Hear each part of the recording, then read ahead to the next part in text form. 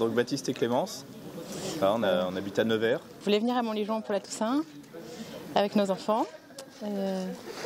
Voilà, nous on a une histoire de famille aussi particulière puisqu'on a notre troisième enfant qui est monté au ciel il y a maintenant 2 ans. Et donc pour nous c'était une manière de vivre notre fête de la Toussaint avec elle en venant ici. Vous connaissez Montligeon avant ? Alors oui, on connaissait un petit peu. Alors moi plutôt quand j'étais adolescent, donc j'habitais dans le coin. Donc, voilà, j'étais déjà venu plusieurs fois. Et puis sinon on est déjà venu plusieurs fois en famille ici.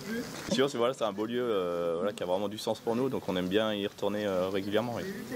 Ça avait du sens avant et maintenant ça a encore plus de sens. Oui, exactement. Oui. Au ciel. Ouais, ouais.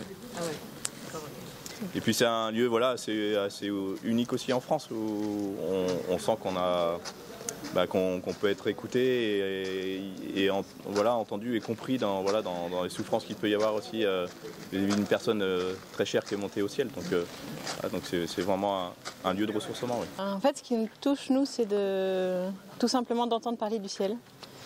Parce qu'on s'est rendu compte depuis que nous-mêmes, on a une partie de notre cœur au ciel, que finalement, l'Église n'en parle pas tant que ça.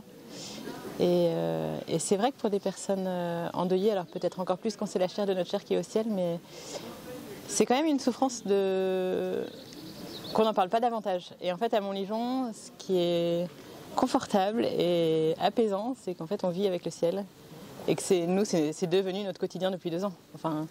Et ça le sera toute notre vie. Et en fait, de venir sur ce lieu où on sent que c'est simple, en fait, parce on met des mots sur les réalités qui traversent nos âmes.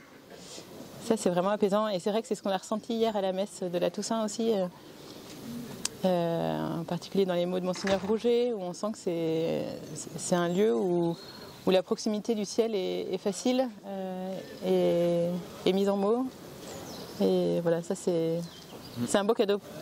Et on peut dire est-ce qu'on peut oser dire que la joie qu'on ressentait hier, parmi tous les pèlerins, vous l'avez ressentie aussi ? Ah oui, ça c'est sûr. Je pense que c'est pas la souffrance n'enlève pas la joie non plus. Et je pense que du coup, depuis que notre petite fille est montée au ciel, je pense qu'on goûte peut-être encore un peu plus cette joie du ciel. On la sent plus proche, ouais. C'est paradoxal, hein ? Oui, c'est assez paradoxal, mais c'est... Ouais. C'est là où la croix et la joie sont intimement liées. Et c'est vrai que ça, je pense que c'est aussi une de nos grandes joies que notre petite fille, elle soit fêtée le 1er novembre et pas le 2, en fait. Et on sait que sa fête, c'est vraiment le jour de la Toussaint, où elle est dans le cortège de tous les saints. Ça, c'est une vraie joie.